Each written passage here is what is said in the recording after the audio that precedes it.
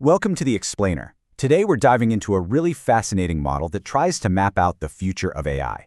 And we're not talking about a crystal ball here. This is about a system, a set of variables and milestones that lays out one possible path all the way to superintelligence. All right, so here's our game plan. First, we'll tackle the big question: why even try to model this stuff?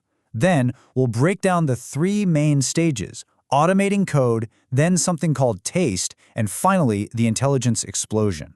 We'll look at the pretty wild timelines the model spits out and wrap up with why this is so much more than just an academic exercise, especially if you're working in this space.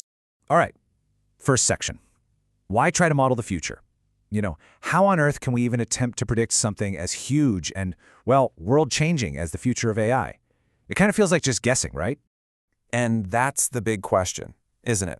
How do you predict the unpredictable? But here's the thing. It's not really about nailing the exact date on a calendar. If you're someone who builds this tech or funds it or tries to regulate it, the real goal is to get a handle on the forces pushing it forward. What are the key drivers that could speed things up or slow them down? And this quote really gets to the core of why this model exists. The whole point, according to its creators, isn't about the final prediction it makes. The real value is taking all those gut feelings and assumptions we all have about AI's future, the stuff that's just floating around in our heads, and making it explicit. It forces us to put our cards on the table. It turns a vague intuition into a concrete system that we can actually look at, debate, and even tweak as we learn more. Okay, let's get into the first big stage of the model. And this one is all about automating code. Think about it. Writing code is the absolute bedrock of AI development. It's also, let's be honest, often a huge bottleneck. So the first huge milestone this model is watching for is what it calls the automated coder, or AC for short. And let's be super clear, we're not just talking about a slightly smarter GitHub copilot here. No way. This is an AI that could literally replace the entire software engineering team on a state-of-the-art AGI project. It handles the whole shebang on its own. So what gets us to that automated coder? Well, the model points to three main things. First, something called the coding time horizon. Basically, how big of a project can the AI handle? Is it just fixing a bug in 10 minutes, or can it manage a complex, week-long coding task? Second, and this is crucial, there's a feedback loop. The coding tools we have now are helping us build the next generation of AI faster. And third, the big one, compute. All of this depends on having more and more powerful hardware to train these massive systems. Okay, so let's say AI gets amazing at writing code. That's just one piece of the puzzle, right? That's about executing a plan someone else made. The next stage of this model goes way beyond that. It tackles something much more human.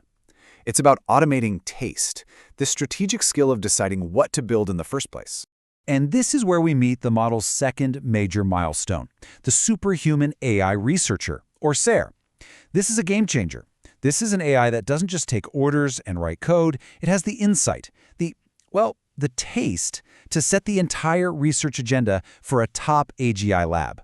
We're talking about an AI that can come up with new ideas, design the experiments to test them, and then interpret the results better than any human. Let's stick with this idea of research taste for a second. The analogy I love is the master chef versus the line cook.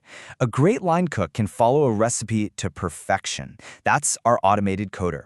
But the master chef, they're the one with the intuition, the creativity, the taste to invent a totally new, groundbreaking dish out of thin air. That is the Superhuman AI Researcher. And this comparison here just nails it. The automated coder is the builder, the one who's incredible at implementation, at actually building the thing. But the superhuman researcher, that's the architect, the one who has the vision, who decides what we're even building. One is the master of how, the other is the master of what and why. So let's put those two pieces together. What happens when an AI can automate both the how, the coding, and the what, the research direction? Well, that's when things get really interesting. The system enters its final and by far most explosive stage. This is where you get a feedback loop that just goes wild. Think about it. A super smart AI automates its own research and development. That process makes the AI even smarter. And what does that even smarter AI do? It gets even better at doing R&D. And that loop just keeps spinning faster and faster and faster. The time between breakthroughs just shrinks and shrinks. That's the intelligence explosion. And inside this explosion, the model tracks a few more key signposts. It starts with what it calls a sire IA, a super intelligent AI researcher, so not just as good as a human, but way better. From there, things escalate to something called TED AI, basically an AI that can beat top human experts at pretty much any thinking task you can throw at it. And the end of that road? You guessed it, full-blown artificial superintelligence, or ASI. Okay, so we've got the system, automate the code, automate the research taste, and then boom, the feedback loop kicks in. The million-dollar question is, what are the dates? What timelines does this model actually predict? All right, take a deep breath. Based on the lead author's own median estimates for all those variables we talked about, the model lands on mid-2031. That's the prediction for when we hit that first huge milestone, the automated coder. But here's where it gets really mind-bending. The model then predicts we could reach full artificial superintelligence just 3 years later, in the summer of 2034. So look, the specific dates are one thing, and they're based on a ton of assumptions for sure. But the really critical insight here is that takeoff period. The model is suggesting that the gap between AI fully automating coding and reaching superintelligence could be incredibly short. We're talking maybe just 3 years. That's a blink of an eye. So, okay, those dates are a lot to take in. But beyond the headlines, why should you, if you're a developer or an investor or working on policy, why should you actually care about a model like this? This is the real payoff. For anyone working in this field, this model gives you a powerful tool. It takes this big, abstract cloud of what if about the future and turns it into a concrete framework. It's like going from navigating by the stars to having a GPS. You now have specific variables, like that coding time horizon or compute growth, that you can actually watch and measure. It gives you a dashboard you can use for your own planning and to think about risk. And you know what I think is really smart about this? The model is totally upfront about what it doesn't do.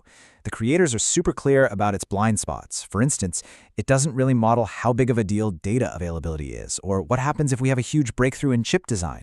And that's not a weakness, it's actually a strength. It shows you the edges of the map, which is what keeps the whole thing honest and grounded.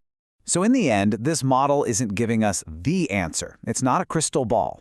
What it does give us is a map, a pretty detailed map of one possible and, frankly, pretty plausible future. It shows us the landmarks to watch for and just how fast we might be traveling between them. Which leaves us, all of us, with the really big question. We have the map, so how are we going to navigate the territory?